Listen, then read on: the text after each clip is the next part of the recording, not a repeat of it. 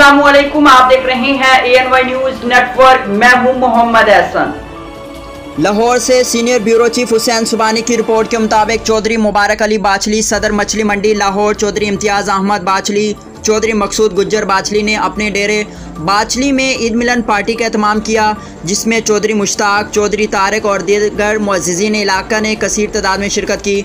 चौधरी मुबारक अली बाछली ने कहा कि स्वीडन में कुरान मजीद की बेहुरमती खुली दहशतगर्दी है, वतन के दुश्मन साजिशों में मसरूफ़ हैं, उनका मुकाबला इत्तेहाद से ही मुमकिन है। इस अफसोसनाक वाक़े से उम्मत मुसलमा में शदीद इज़्तिराब और गुस्सा पाया जा रहा है। मुस्लिम ममालिक आलमी सतह पर कानून साजी कराएँ और इन गुस्ताखों के ख़िलाफ़ सख्त कानूनी कार्रवाई अमल में लाई जाए।